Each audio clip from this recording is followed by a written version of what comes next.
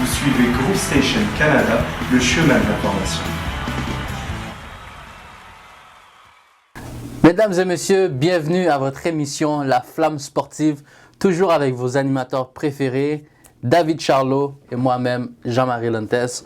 Aujourd'hui, beaucoup de choses à notre horaire. Yes, sir. David, tu veux commencer avec quoi? Je vais commencer avec la NCAA du côté des femmes. Une petite pro-joueuse qui vient de Montréal, qui a joué pour Team Québec, Team Canada, Sarah Tibiassou. Et il y a eu 2 matchs cette semaine, un dimanche, puis l'autre durant la semaine, j'ai oublié quand. 2 défaites, malheureusement, mais malgré les défaites, Sarah a quand même performé. Le premier match, elle a eu 19 points, 4 assists, 4 rebonds et 2 vols du ballon. Le deuxième match, qui était contre East Coast Carolina University, elle a eu 9 points, 4 assists, 2 passes décisives et puis 2 vols du ballon. C'est sûr qu'elle a eu 10 points de moins, mais elle a quand même affecté le match avec ses passes et ses vols du ballon. C'est quand même...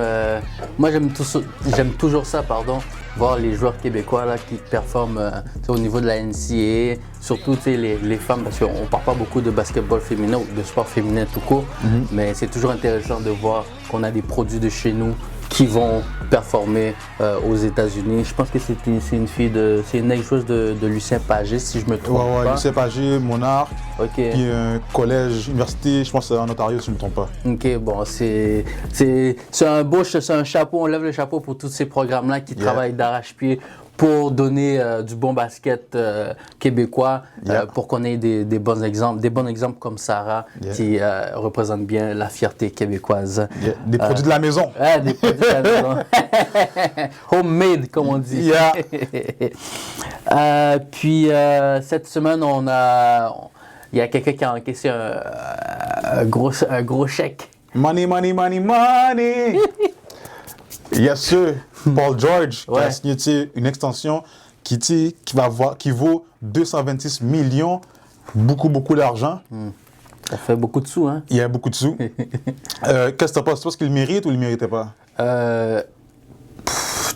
Tu vois, OK, dans le sport, souvent, les gens ils sont souvent payés pour qu'est-ce qu'ils ont fait. Parce que tu peux pas vraiment prédire qu'est-ce qu'ils vont faire. Tu peux avoir une bonne idée, mais tu peux pas prédire des performances. Mais dans le cas Paul George, la dernière campagne, c'était pas digne de son nom.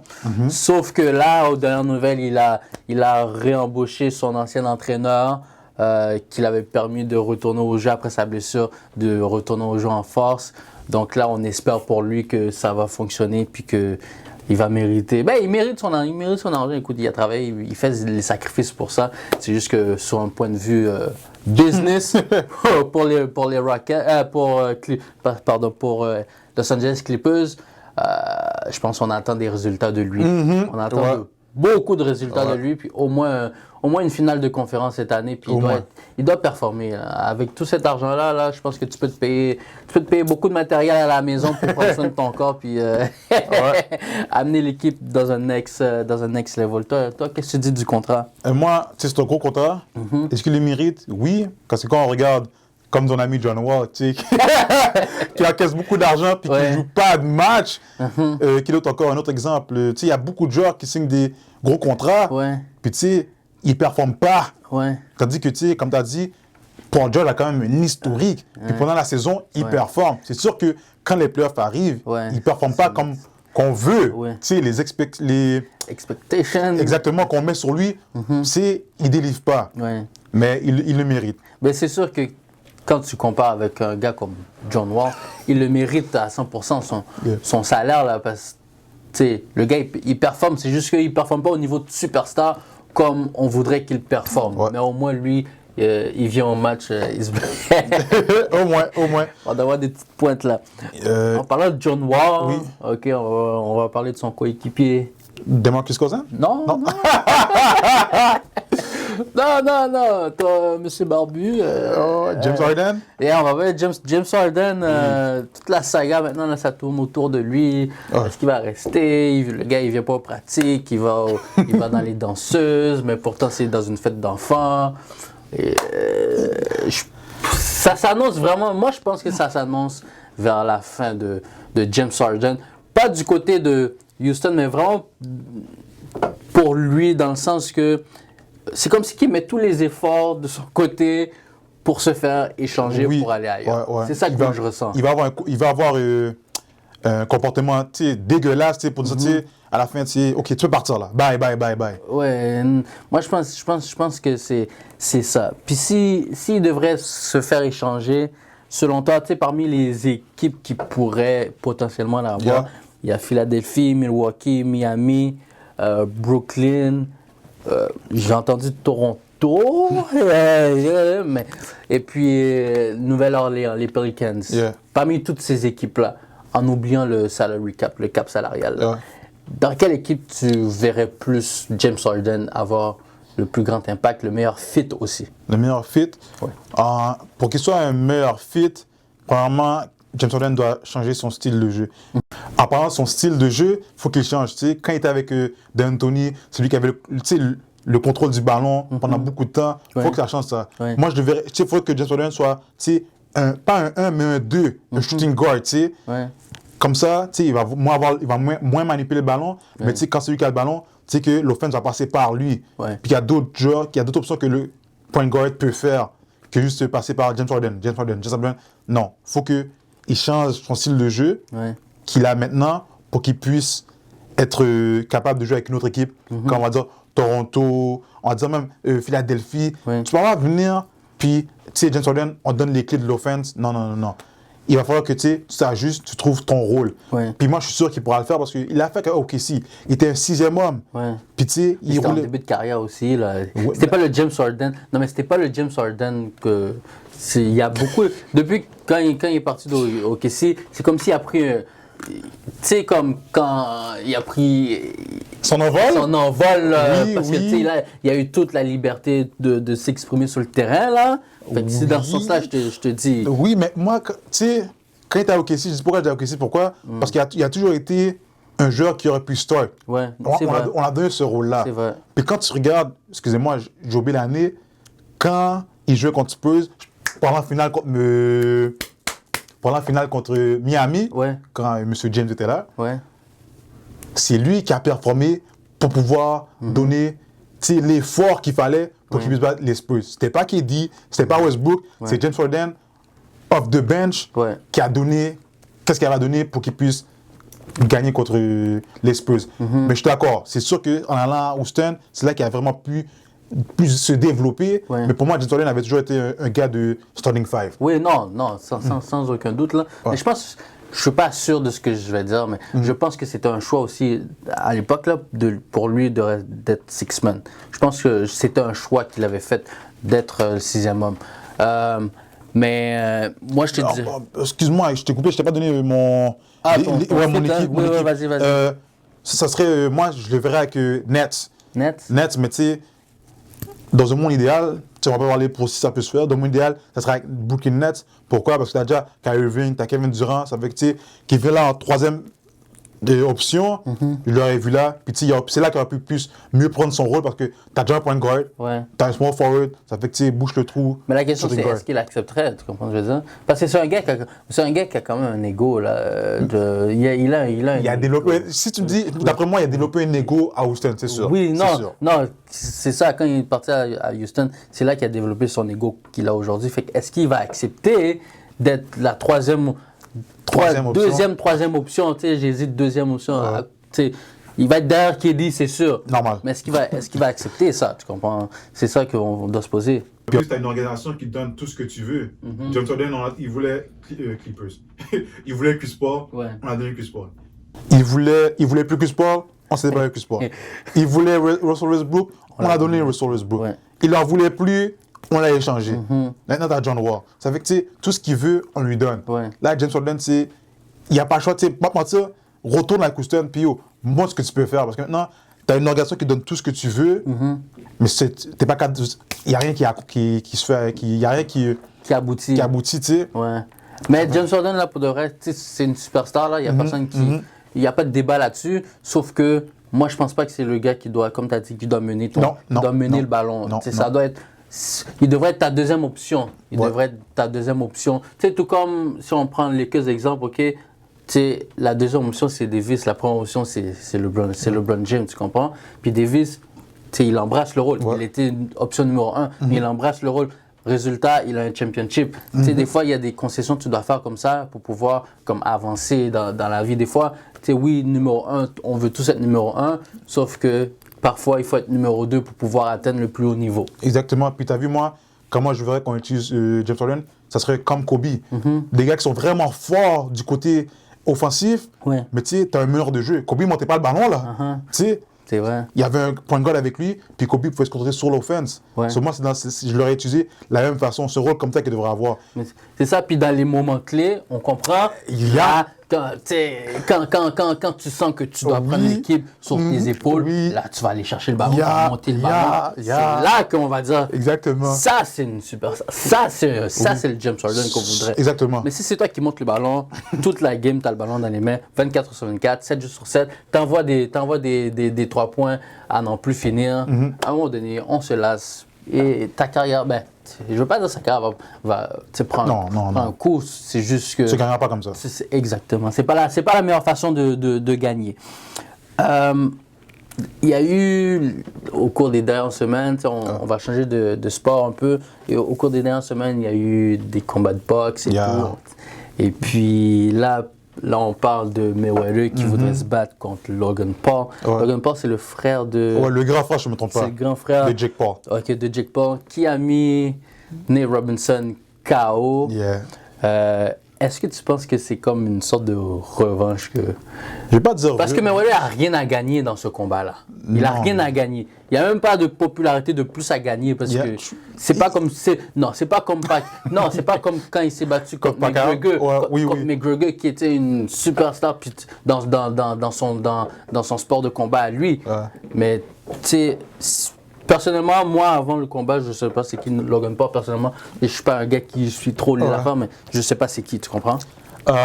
Qu'est-ce qui arrive, c'est que les gars comme Jake, Logan Paul, c'est que eux, man, ils ont des followers Ouais. sur YouTube, là. C'est des YouTubers, ils ont une audience. Ouais. Avec ces gars-là, ils peuvent se permettre, tu sais, d'aller faire des matchs, puis ils vont quand même avoir une audience qui vont les suivre pour pouvoir Ouais. générer, tu sais, un revenu. Ah, maintenant, tu sais, pour revenir à Nate Robinson vite, ce qui arrive, tu sais, moi, j'ai fait un peu de boxe, puis pour le peu que j'ai fait, pour Ouais. le peu d'expérience que j'ai pris, Ouais. mon gars, il y a une préparation que tu dois faire avant d'aller sur ce ring-là. Ouais. Puis moi, comment j'ai vu, tu sais, pour le peu d'expérience que j'ai eu à la boxe, là, qu'est-ce que j'ai vu, parce que c'est des erreurs que j'ai fait aussi, comment j'ai vu que Nate Robinson s'est positionné, puis comment il attaquait Jake Paul. Ouais. Tu vois que, tu sais, plusieurs fois, ses mains tombaient, puis c'est sa tête qui envoyait. Puis tu fais jamais ça. En tant que boxeur, tu sais, ta guard est up, Ouais. puis tu sais, tu te protèges. Ouais. Menton bas, jamais dans les airs.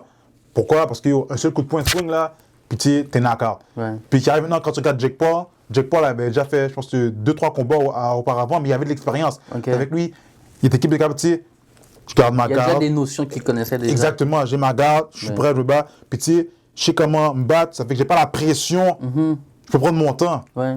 Ça a donné qu'est-ce qu'il a donné avec un gars comme Logan Paul qui a plus d'expérience que Nate Robinson, qui pense que, pas qui pense, mais tu sais, qui rentre dans ça sans expérience, Ouais. sans notion de la boxe, Ouais. c'est ça qui va arriver. Mayweather contre Logan Paul, comme qui aime ça, que Mayweather aime dire, Ouais. easy money. Easy money. Ouais, c'est vrai. Qu'est-ce qui arrive maintenant, c'est un match de hors concours, Ouais. exhibition. Ce qui est arrivé dans ce match-là, moi, comment je le vois, c'est que, tu sais, Mayweather, c'est sûr qu'il gagne. Moi, peu importe, là, Ouais. s'il perd, je suis surpris, mais impossible qu'il perd. Ouais. Moi, je pense juste que c'est un business move pour générer de l'argent, Ouais. pour Ouais, faire. un peu plus d'argent, là, c'est... Exactement. Mais, tu sais, pour revenir sur le cas de Nate Robinson, tu sais, beaucoup de gens l'ont comme... ont commencé Ouais. à le batcher, beaucoup de gens se moquaient de lui, Ouais. tandis que moi, mon opinion personnelle, c'est de dire la plupart des gens qui se moquent de lui ne seraient même pas embarqués sur le gars, ring. ouais. Tu sais, j'ai pas fait de boxe, mais avoir la préparation que ça prend, autant physique que mentale que ça prend, c'est pas comme se préparer pour une game de basket là, Non. ou peu importe le sport que tu fais. Tu vas carrément tu sais, mettre ton corps là, sur Exactement, ouais. le terrain, puis Ta vie, man. tu sais, ta vie en danger.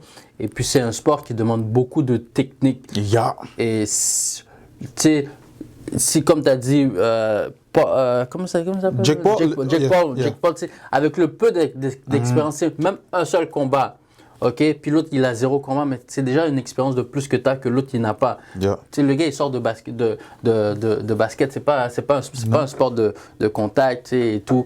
Fait moi, tu sais, pas pour prendre la défense de Nate Robinson, sauf que je suis pas mal sûr que dans un combat numéro 2, est-ce qu'il va gagner? Je sais pas, mais est-ce qu'il va boxer de la même façon? Non, il va pas boxer. Il va se protéger beaucoup plus que comment il a boxé au dernier combat. Là. Oui, puis pour ajouter aussi, je pense que Nate Robinson je vais pas dire un peu, a beaucoup sous-estimé Jake Paul. Parce que la façon qu'il courait après, sur le ring, tu sais que lui, il voulait vraiment, tu sais, knockout, mais c'est pas une bagarre de rue.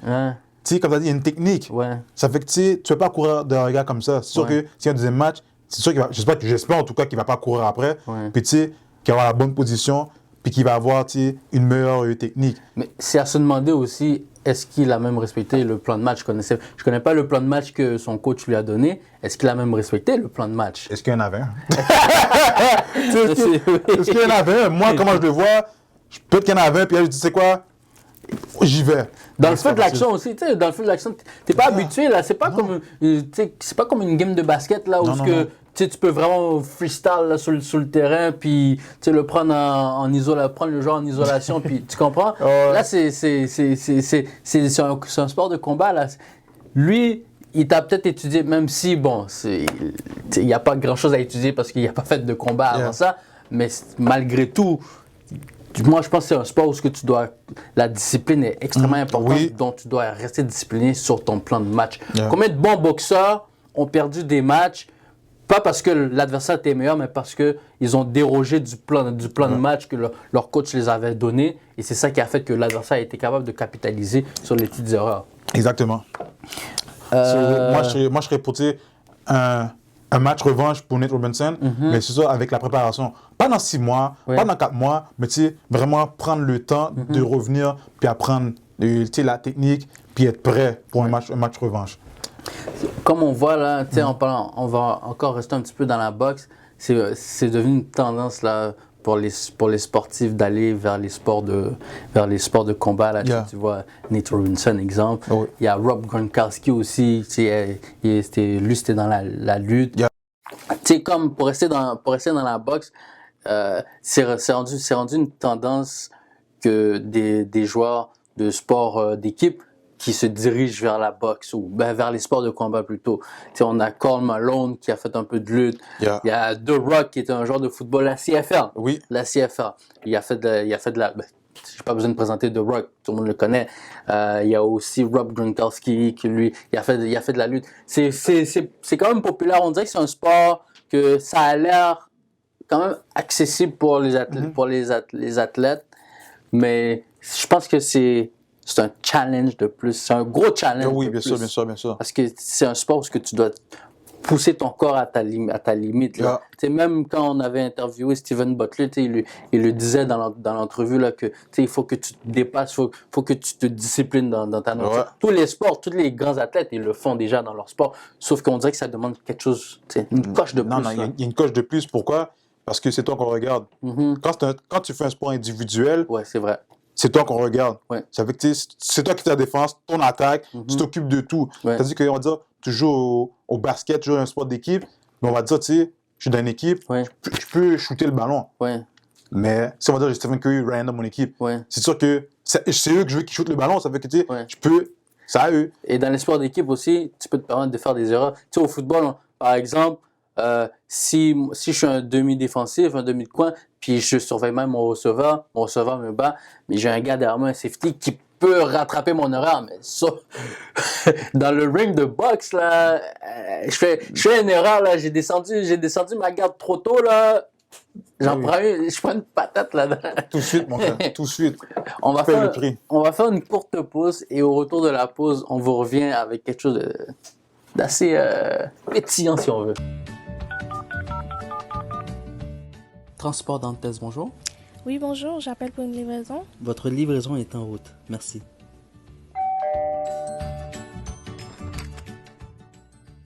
Chez Transport Dantes, nous avons la solution pour vos besoins en livraison et déménagement. Téléphonez-nous au 438-771-5338 ou visitez le www.dantesexpress.com. De retour à votre émission La Flamme Sportive. On a fait un peu le tour de basket et on a parlé de boxe aussi. Là, on va faire un peu nos tops des athlètes qui nous ont plus marqué par sport. Basket, c'est Kobe Bryant. Pourquoi Kobe? C'est sa mentalité, le travail. C'est pas, oui, tu gagnes. Si tu travailles fort, tu fais les sacrifices que tu dois faire, tu as une bonne équipe, tu peux gagner. Mais est-ce qu'après que tu fais gagner, est-ce que tu donnes plus les efforts? Non. C'est le but final, mais ça continue même après ça. J'aime le fait que il faut toujours persévérer. Peu importe, il faut toujours que tu persévères. Puis, au-delà de ça, c'est même quand tu es blessé. Il a montré qu'il était blessé, puis il a acheté ses 2 futurs avant qu'il se blesse à la cheville. Hier. Puis, tu sais, dans notre revue, on dit, mais tu sais, pourquoi tu as fait ça? Puis là, il a dit comme ça que si tu es chez toi à la maison, puis il y a le feu, puis tes enfants sont sur, on va dire, à l'autre étage, puis tu es blessé, est-ce que j'allais chercher ou pas? C'est la même chose. Sur le temps de basket, il faut que tu te pousses à tes limites. Puis Kobe Bryant, c'est toujours un gars qui a toujours poussé ses limites. Soit que, tu sais, pour moi, c'est le joueur qui a plus marqué le basket, pour moi. Il y a quelque chose que tu as dit là par rapport à, tu sais, quand tu as fini de gagner, est-ce qu'après ça tu te reposes et tout? Ça me fait penser à une ancienne publicité de football. Je pense que c'était genre Emmitt Smith. Il avait gagné le Super Bowl. Et puis là, la publicité, c'est le gars, il fait du bench press. Et puis, je pense que c'est des gros poids là.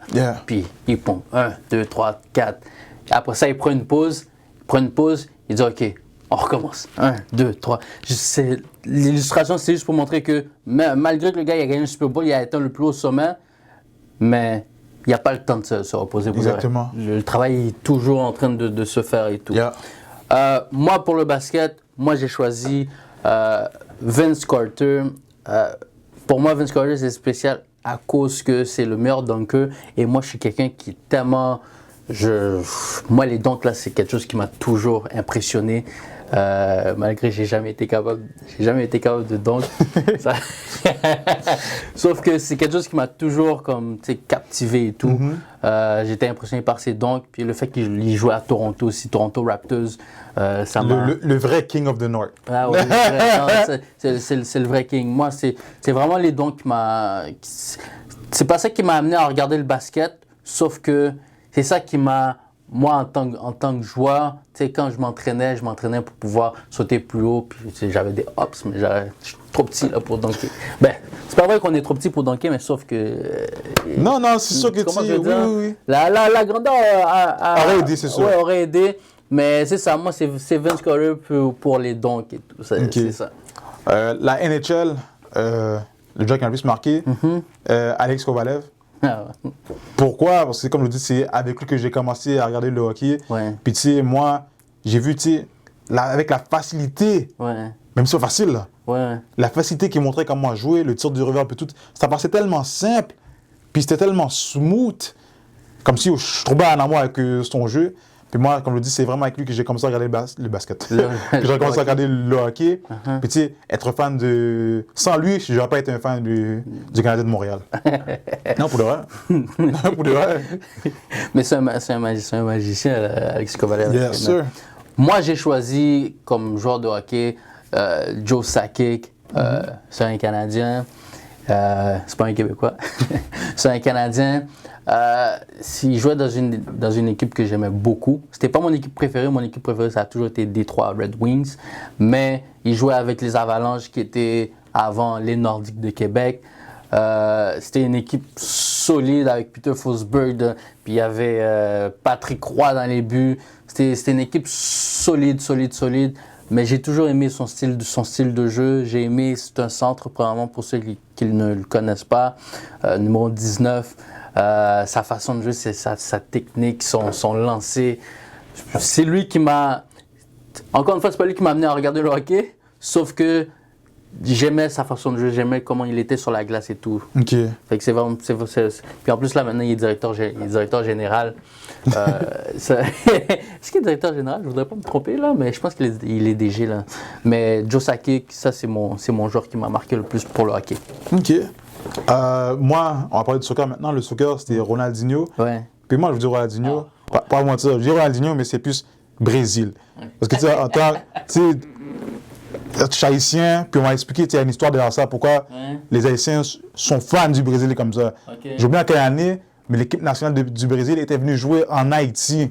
Puis quand ils ont joué en Haïti, tu sais, c'était un beau match, je pense qu'on a perdu, mais tu sais, c'est juste le fait, tu sais, qu'ils sont venus jouer en Haïti, ça fait que, tu sais, c'est là qu'il y a eu beaucoup de fans du Brésil. Puis, tu sais, moi, dans la fièvre du Brésil, tu sais, j'ai choisi Ronaldinho, puis Ronaldinho, tu sais, c'était un joueur, tu sais, offensif, puis tu sais, avec le ballon, les jeux qu'il faisait, les jeux de pied, puis tout, là, c'était incroyable. J'étais comme... Même moi, des fois, là, en tant que joueur de basket, j'essayais de le faire, là, mais tu sais, j'étais pas capable.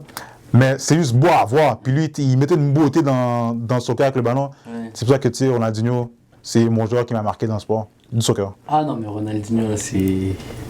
Non, je connais des gars là qui capotent sur Ronaldinho. Mais oui. Ronaldinho, là, c'est... Non, mais c'est un... Encore une fois, là, c'est un magicien. Yeah, magicien aussi, ouais. Non, c'est juste fou qu'est-ce qu'il pouvait faire sur... On dit-tu? Ouais, sur le terrain. Ouais, le terrain de soccer, ouais. Moi, j'ai pris l'entraîneur actuel de l'Impact de Montréal, Thierry Henry. Moi, là, c'est lui qui m'a fait regarder le soccer. C'est lui. Les autres, c'était pas eux autres, mais là, au soccer, c'est Thierry Henry qui m'a poussé à regarder le soccer avec Arsenal. Je connais pas beaucoup d'équipes à part Barça puis tout, les gros noms. Mais Thierry Henry, c'est lui qui me faisait regarder le soccer, qui me faisait apprécier le soccer aussi. L'équipe de France, moi j'étais pour l'équipe de France à cause de Thierry Henry et de Zidane, mais beaucoup à cause de Thierry Henry. Et si je m'intéresse un petit peu plus à l'Impact de Montréal, c'est parce que Thierry Henry est à la tête de l'équipe présentement. Là. C'est un genre remarquable, Thierry Henry. Là, pour moi, là, c'est... Je sais que c'est pas le meilleur joueur de tous les temps, sauf que je pense qu'il est dans la conversation de l'un des meilleurs joueurs aussi. Là. Non, ce joueur élite. Finir avec le football, moi j'ai pris le Allen Iverson du football pour moi, qui est Odell Beckham Junior. Pour son style, tu sais, venir mettre des montres, les souliers qu'il amène, le style de cheveux. Je vais pas dire rebelle, mais c'est que tu sais, il prend la culture du hip-hop, puis il l'amène à la NFL, même si tu sais, on lui donne des amendes, il le fait quand même. Puis je sens que je dis, pas pour dire qu'il est rebelle, mais c'est vraiment, tu sais, c'est un style qui amène, puis lui, même s'il y a des conséquences, il va quand même l'amener. Il, pas dire qu'il fait parler, mais tu sais, il exprime ce qu'il veut faire, puis je suis très d'accord avec ce qu'il fait. Puis de moi, je suis fan de lui aussi pour quand la trappe du ballon qu'il avait fait à une main, ça a marqué aussi, mais c'est vraiment son style, puis le fait que, tu sais, il s'exprime. Tu sais, c'est pas le premier gars qui attrape le ballon à une main, mais on dirait que c'est lui qui a popularisé ça. Yeah, mais la façon, puis tu sais, en plus avec les angles que la caméra monte, là, le ralenti. Non, pour de vrai, lui, ses catch, ses attrapés, là, c'est solide, là. Moi, le joueur que j'ai choisi, c'est un receveur, c'est à cause de lui que j'ai commencé à jouer au football. C'est Randy Moss. Lui, c'est une légende. Randy Moss, wide receiver. C'était pour moi là, ok. Je suis pas quelqu'un qui idolâtrie les gens là, ok. Mais moi, c'est le gars que j'aimerais rencontrer. Le joueur, c'est Randy Moss, un receveur exceptionnel, rapide, il est grand, il fait des catchs. Pour moi, à mes yeux, c'est le meilleur receveur de tous les temps. Discutable avec Jerry Rice, mais Randy Moss, c'est mon receveur. Puis pendant longtemps, j'ai utilisé ses numéros 81, 88, j'ai utilisé ses numéros. C'est mon idole, Randy Moss. Là. De loin dépasser tous les noms, là, même Kobe et tout ça. Moi, c'est Randy Moss. Randy Moss. Puis quand j'ai commencé à jouer au football, au début, j'étais receveur. Mais le ciel m'a pas permis d'avoir des bonnes mains pour attraper. J'ai changé pour être demi-défensif. Mais j'avais la mentalité de Randy Moss dans la tête. Donc c'est ça. Ok. Pour finir l'émission, l'athlète qui t'a le plus marqué. Qui m'a le plus marqué. Mais qui a marqué son sport le plus. Ok, ouais, son sport le plus, ouais. Pour moi, ok, j'ai hésité entre ton choix déjà et mon choix, mais puis un autre choix aussi. Mais je peux te donner. Vas-y. Les deux? Ok, les deux, c'est un genre de baseball. Je pense que vous savez déjà c'est qui là. Jackie Robinson. Et puis l'autre, c'est un autre moi. Mohamed Ali. C'est juste des coïncidences, mais quand même, c'est des personnes qui ont marqué leur sport. Puis pas juste leur sport, ils ont marqué les autres sports aussi. Parce que tu sais, Jackie Robinson, le premier noir, le premier afro-américain à avoir fait la ligue majeure du baseball. En plus, il a commencé à Montréal, parce que c'était l'équipe mineure de Montréal. Ça l'a ouvert tellement de portes par la suite, même dans d'autres sports aussi. Juste, ça a donné le rêve aux autres, à tous les petits noirs qui se disaient que lui il l'a fait, moi aussi je peux le faire aussi. Donc, pour cette raison, je l'ai mis. Puis Mohamed Ali, lui, ses convictions, il allait selon qu'est-ce que lui il pensait vraiment.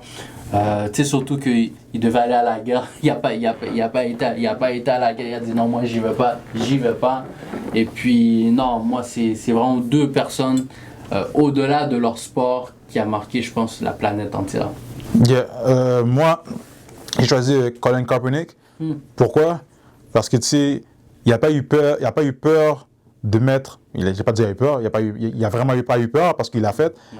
Il a mis en jeu sa carrière, son revenu pour pouvoir dire ce qu'il voulait dire. Ouais. Puis il l'a fait, il a payé les conséquences, puis jusqu'à présent, il vit avec les conséquences, mais il ne regrette pas d'avoir fait ce qui était pour lui la chose à faire pour pouvoir donner une attention à un problème qu'il y a jusqu'à présent aujourd'hui, mais pour le problème, il a donné son gagne-pain pour pouvoir mettre le problème sur la table. Puis aujourd'hui, on en parle, puis il fait partie des pionniers. Mais oui. Des pionniers pour la raison pour laquelle on en parle. Il a sacrifié sa carrière dans le fond. Exactement. L'égalité. Là. Yeah. Si on doit terminer sur une note, ça va être sur une bonne leçon. Ça va être quand on croit en quelque chose, peu importe les échos qu'on entend autour de soi, il faut se tenir debout pour nos convictions. Peu importe quelles sont ces convictions, on se tient debout pour nos convictions. Peut-être qu'aujourd'hui, les gens ne le reconnaissent pas, mais demain, comme dans le cas de Colin Kaepernick, le temps va faire son travail et on va finir par reconnaître tout ce qu'on a pu faire, tout ce qu'on a pu sacrifier. C'était David Charlot, Jean-Marie Dantes dans votre émission La Flamme Sportive. On se revoit bientôt. Yes, sir. Québec, vous suivez Group Station Canada, le chemin de l'information.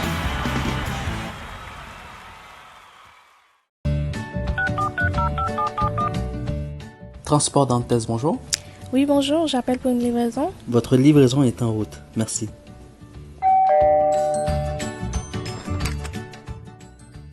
Chez Transport Dantes, nous avons la solution pour vos besoins en livraison et déménagement. Téléphonez-nous au 438-771-5338 ou visitez le www.dantesexpress.com.